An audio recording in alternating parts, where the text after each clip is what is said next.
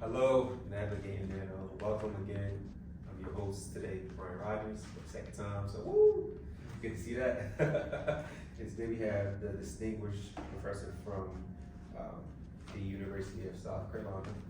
Right. Yeah, I'm Dmitry Peryshkov from the South Carolina Chemistry and Biochemistry Department. Yes, and today we have another session. How are you today? I'm good. Yeah, I really pleasant visit.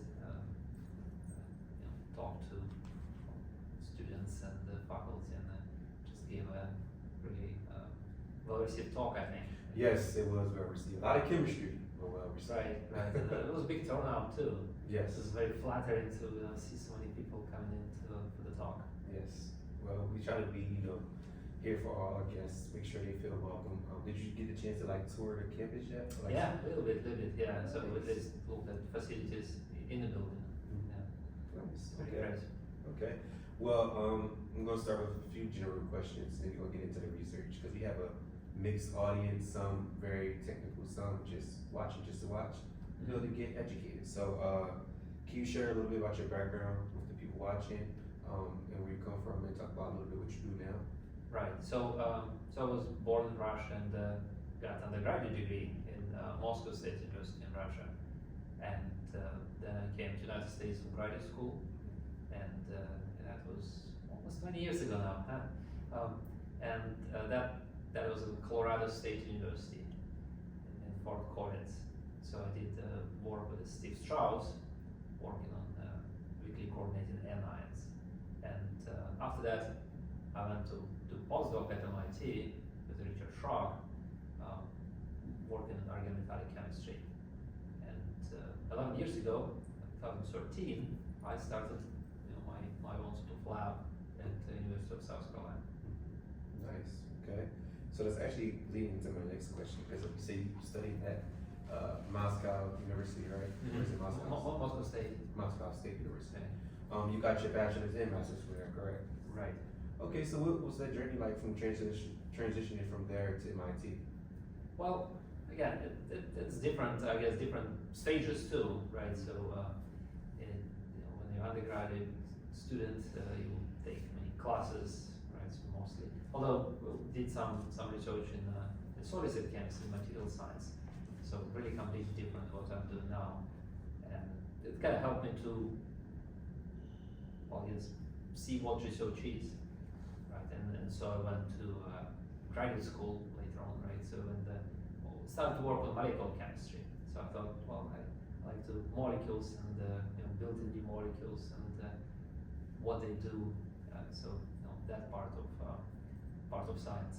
And then MIT sort of was continuation of that, and also different because not only I was building some metal-containing molecules, some tungsten kind of compounds, but also those compounds would catalyze some reactions, right? So they would help other organic molecules to come together and either make polymers or new products.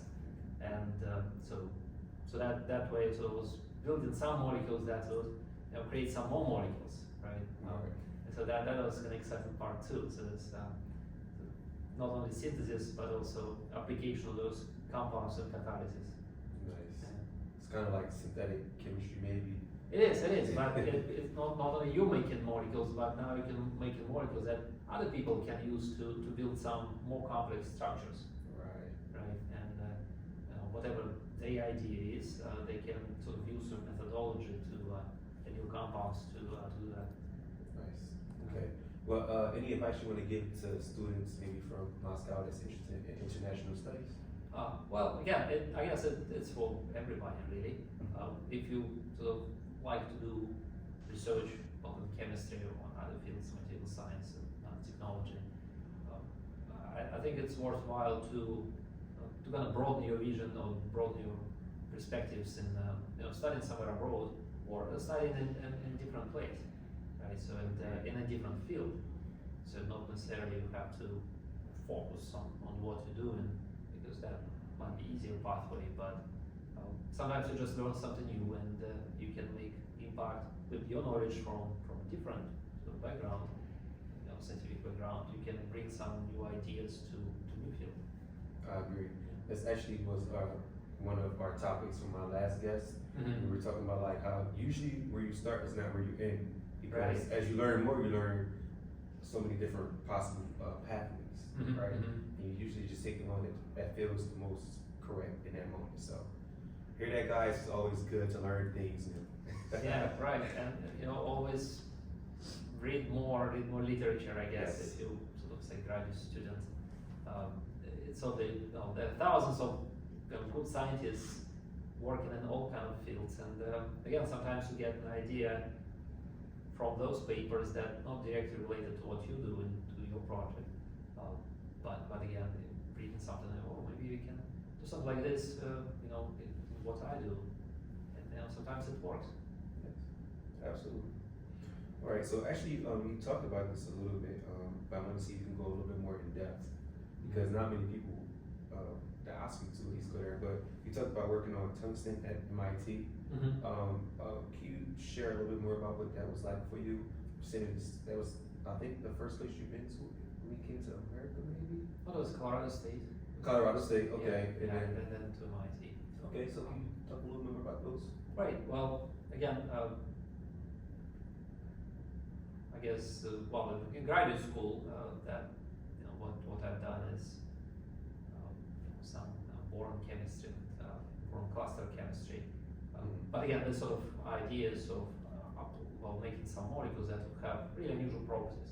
Right. And then again, it's kind of interesting thing about chemistry is that you can build really complicated and novel structures from maybe the same within building blocks, right? But the way you connect these bonds and together provides really completely different properties. So it's kind of really cool part of the synthetic chemistries, right? So building something new, and you making some compound that some new compound, and you may hold a vial of something, some substance that never really existed in the universe before. So you can be the first person who made it. So that's kind of exciting too, because before you've done all those experiments, those types of atoms never connected this way before. Right. So there's something special about it.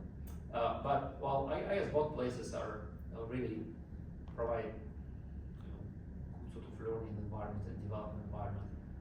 Certainly, all places are competitive too, and you're not really competing, with people in your lab, but you're competing with all the scientists in all other labs around the world, right? And that's a big part of it. Yes. Driving knowledge forward. But that also means that first of all we try to keep up with current literature, and also try to come up with something new, and try to squeeze some more experiments in your schedule, I guess. So that that way we can find something interesting. Nice. Yes, healthy competition definitely breeds innovation. Yeah. Okay, so that's kind of what led you to that area, like the fact that you can make novel molecules and things of that nature. Okay, that makes sense.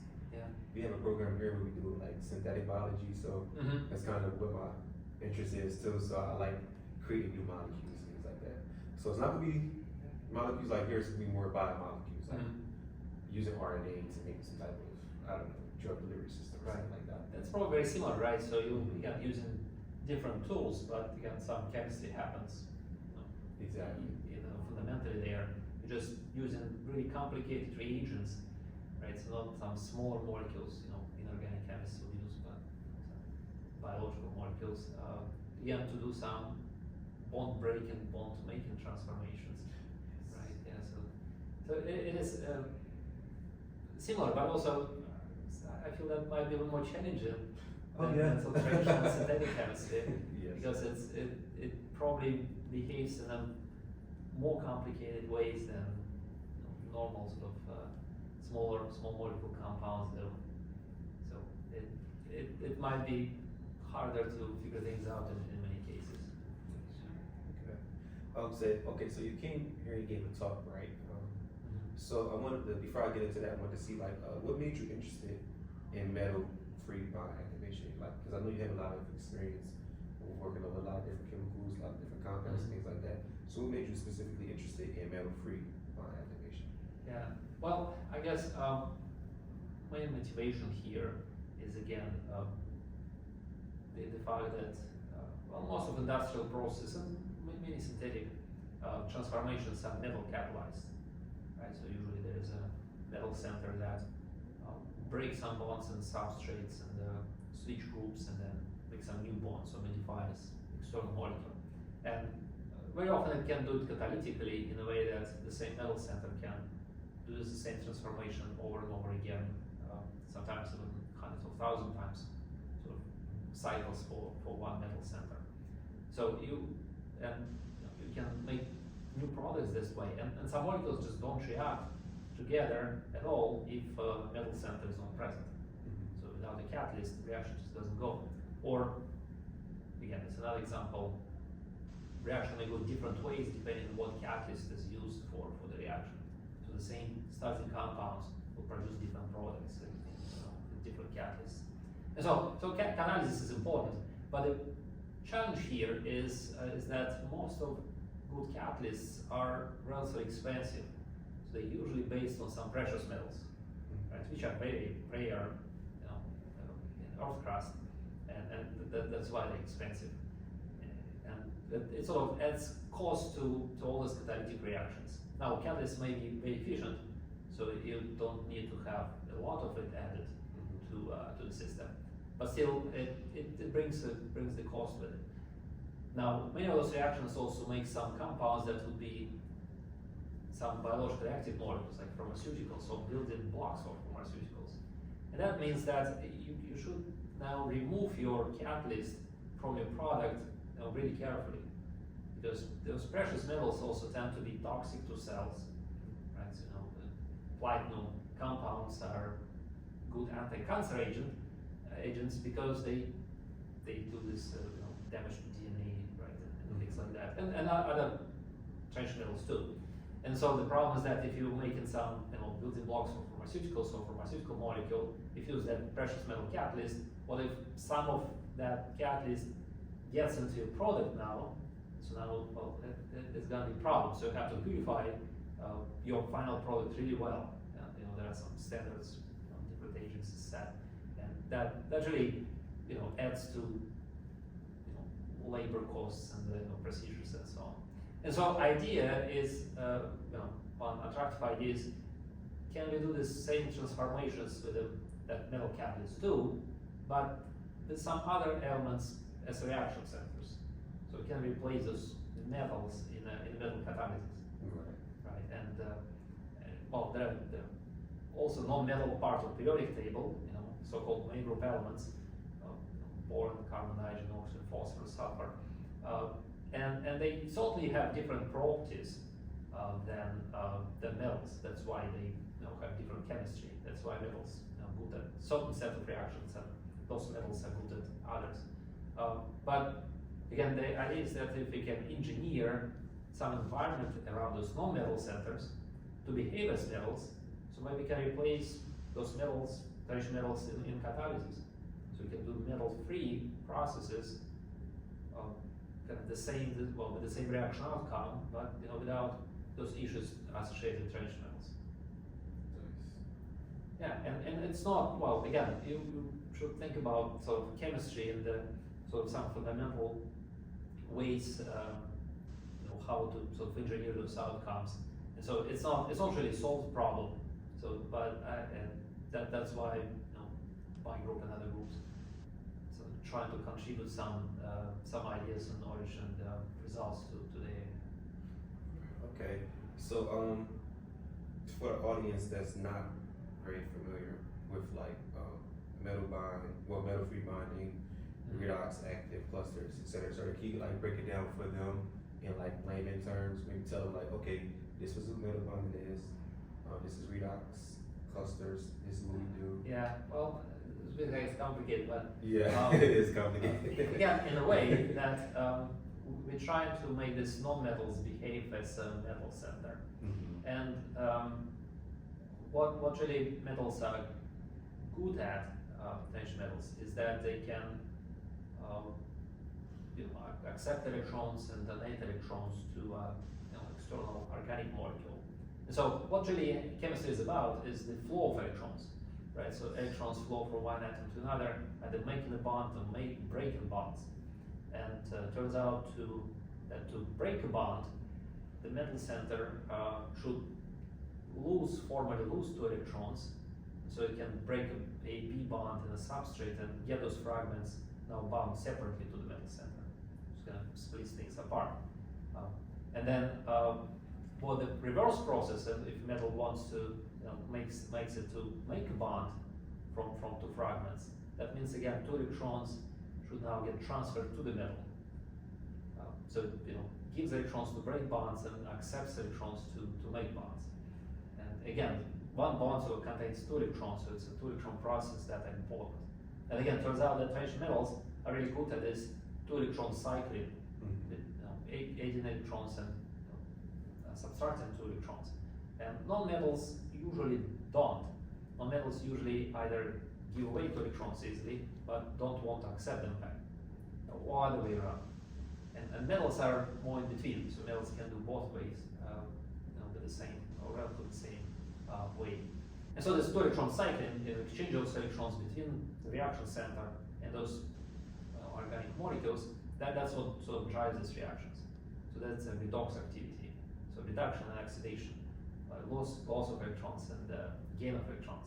And so what we're trying to do really is to put those non-metal atoms in an environment that would help in this 2 electron cycling. Yes. Yeah, and so one of the molecules we use is those boron clusters. And so it's a cluster of molecules, well, it's a cluster of atoms containing borons and other atoms. And turns out those molecules can help in those cycling of 2 electrons. Mm-hmm. And yeah, that's what we do. Nice. Thank you for that. So, like, how long did it take you guys to come up with these? Because it sounds like a lot of trial and error. As we know, chemistry is not fine line. It's always, you think you got the formulation right, and you go in there and then it don't work out how you expected it. So how long did it take you guys, and was it frustrating? Well, no, and well, in fact, we sort of got into this area, somewhat accidentally. So we use some similar compounds as ligands for alternation metals. So we did some metal chemistry with those compounds kind of supporting the metal center, and then we trying to make some new ligands, some variations of those. We sort of realized that some of this bond breaking process happening even without the metal center, right? And then so we started to kind of dig more and make some changes. But yeah, as you said, not all experiments work, right? Not all ideas work, and in fact, perhaps in chemistry, most of experiments don't really work. Our answer is just to think about what we can change and why things didn't work, and also try to just do more experiments, and then see. Finally, we'll get things right, and get what we want, or we'll discover something else that also happens. Mm-hmm. That's how this project started.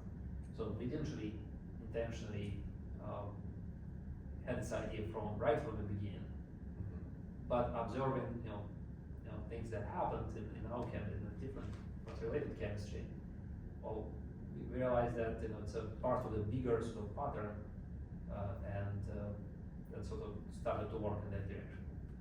Okay. Did you guys use any like softwares to help you like speed up processing?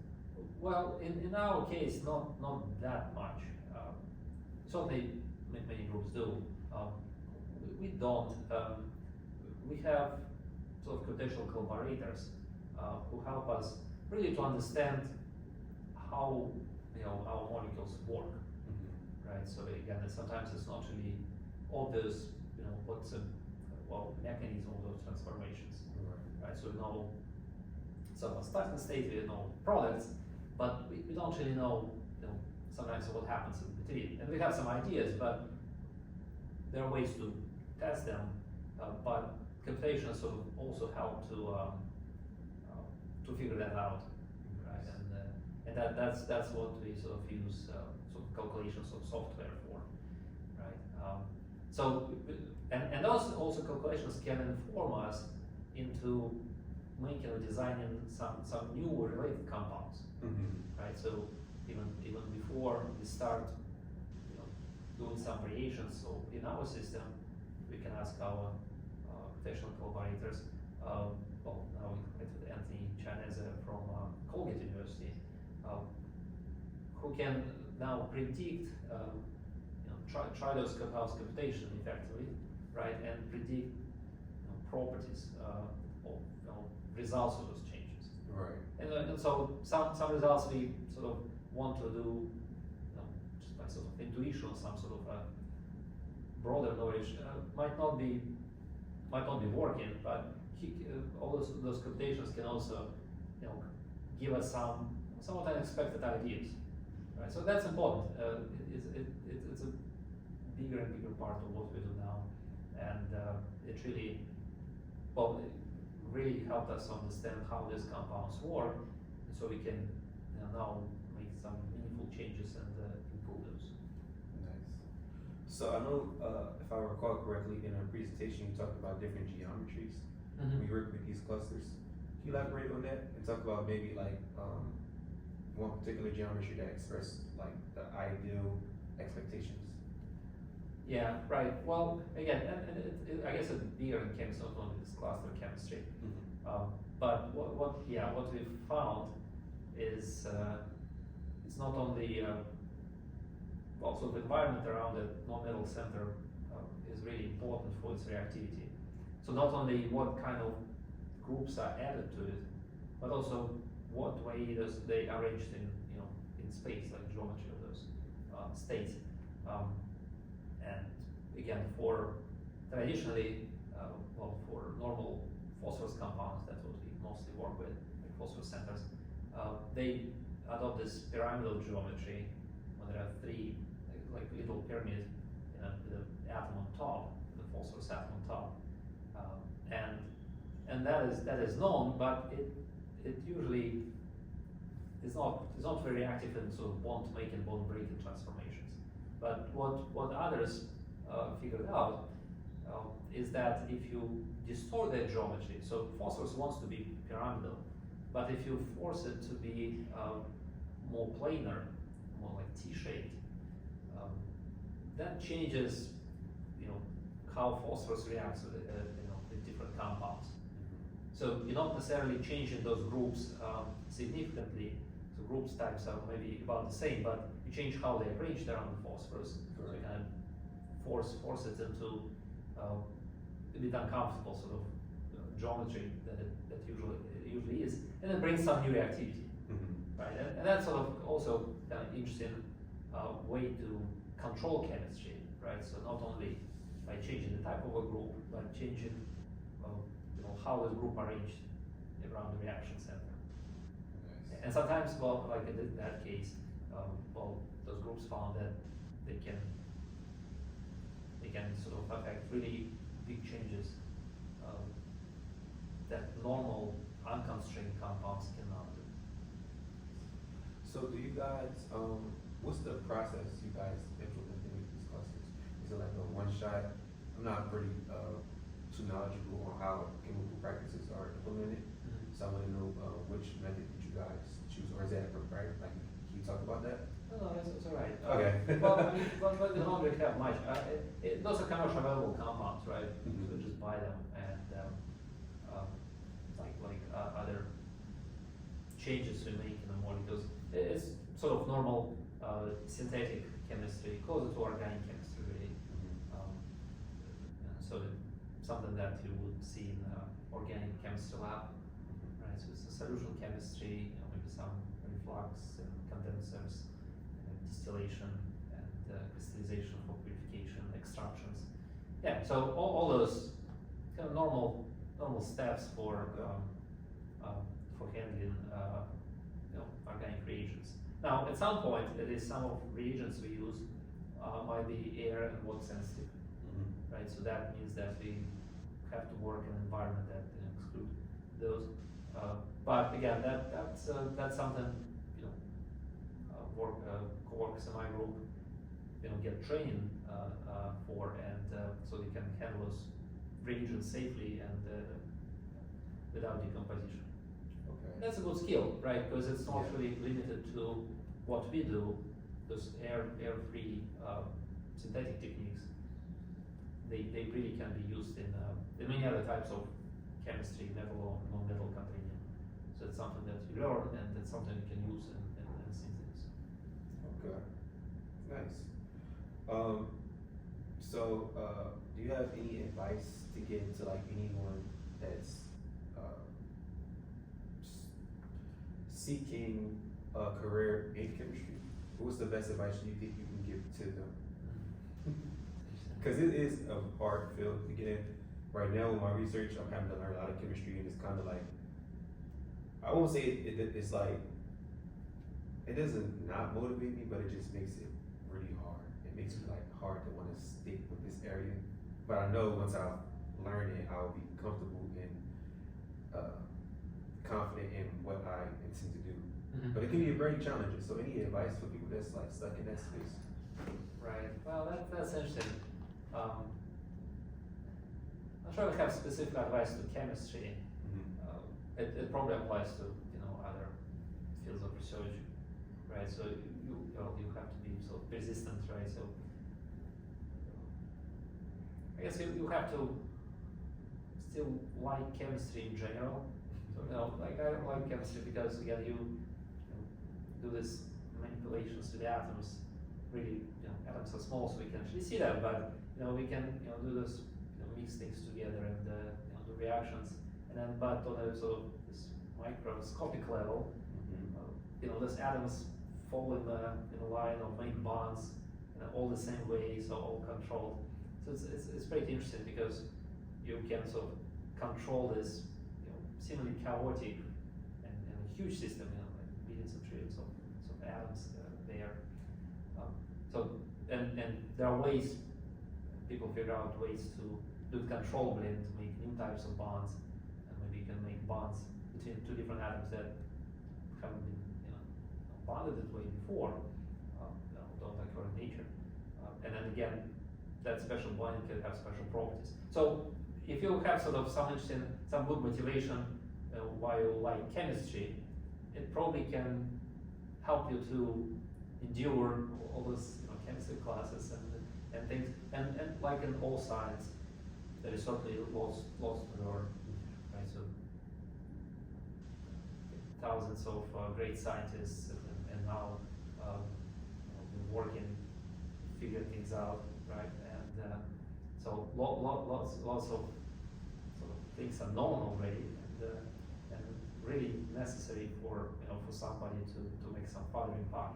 So you have to learn and study those literature. But in chemistry, it often, most of it makes sense, and it's there's a logic behind it, I guess, and there are some trends one can see if they already sort of figured out. But if you look more closely into many unrelated systems, you can see some sort of common ways they function, right? So reactions go that way or that way, or things react or don't react, and there is some system to it, and well, that's how sort of chemistry generally taught. There are some facts, but then they get assembled into with some trends in some more systematic way, and then sort of it builds up more and more. So it's like learning a language. Like now you sort of learn some basic things, like alphabet, and then you construct words, and then your sentences, and that's similar in chemistry. So once you sort of figure out that there is a system, so you don't really have to memorize, but you also need to remember all those trends and sort of rules. That really helps. First of all, to further study, but also guides you now what you can do in your research. Exactly. Right? So now you can do some new things based on what you learned. So I know it's probably not sort of really informal advice, but chemistry is interesting, and there is a system to it. So if you learn a bit more, it will be better and more clear, and also will be more exciting. That's kind of the stage I'm in now. Right. The kids, exciting stage. Right, and then once you sort of start to do your own research, right, on experiments, for example, once the very time the first experiment works, that's great. That's a really great motivation to go forward. And so your first success, even maybe not as big, still motivates you a lot. Well, usually this is the part of the podcast where we turn to the audience to ask them questions. They couldn't make it today, so I do have 2 questions from the audience, but did you want to ask a question? Mm-hmm. Okay. Well, the first question, they said, you talked a lot about carbureting clusters. Mm-hmm. How do you guys create that framework with features similar to transition metals? Can you walk us through that process again? Right. Well, we asked this already. A little bit, right? Yeah. So again, we try to use those cluster molecules to interact with the non-metal centers in a way that renders them similar electronically to transition metals, right? So it's sort of very similar to what happens with the substitution effect in organic chemistry. So there are some sort of inductive effects when electron density gets shifted one way or another, but also some sort of conjugation effects when electron density kind of gets distributed throughout bigger fragments. And that's what happens in our case. So those cluster molecules help to relieve phosphorus center from extra electron density, so we can work on diffusion and impart in some new and unusual reactivity. Nice. Yeah. Nice. All right. And then for the second question, they say, you also spoke about activation of substrates such as hydrogen, carbon dioxide, etc.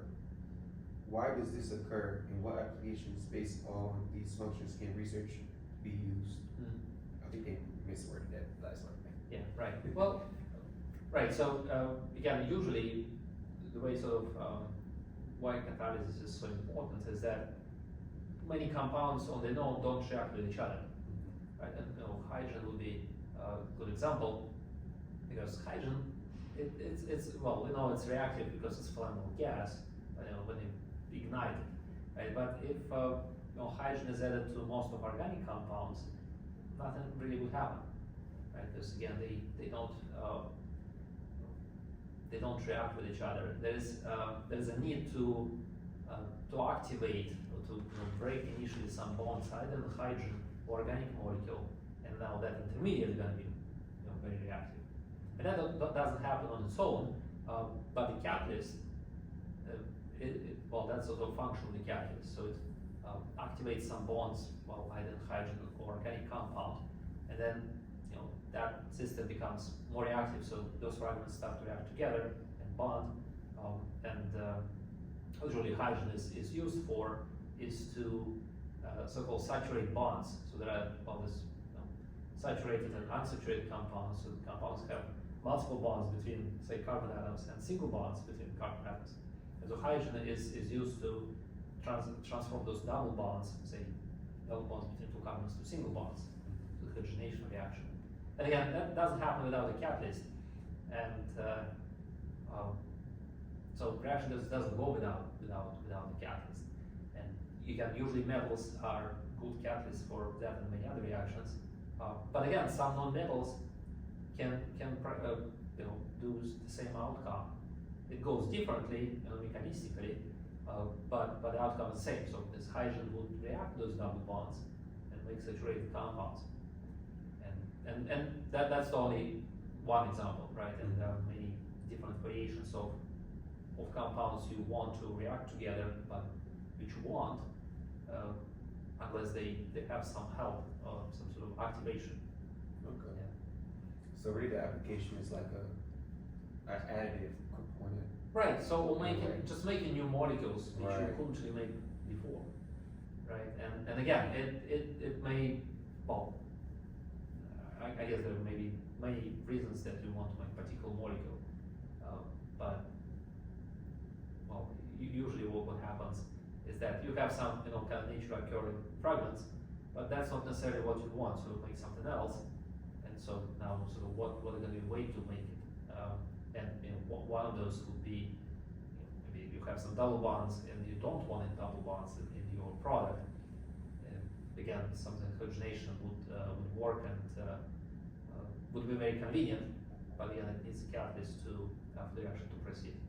I think this is like it's a perfect time for like new catalysts because, as you know, a lot of materials are decreasing, especially a lot of petroleum derived materials. So it's like the perfect time to create things like this. So yeah, well, and certainly, well, I guess it's always sort of a good time in the sense that, you know, our needs sort of increasing, right, and so we need to, you know, produce more and more new chemicals and products, and again, catalyst offers you know, some efficient way to make those compounds, exactly, right? Because again, catalysts can do the same transformation over and over again, many hundred thousands of cycles.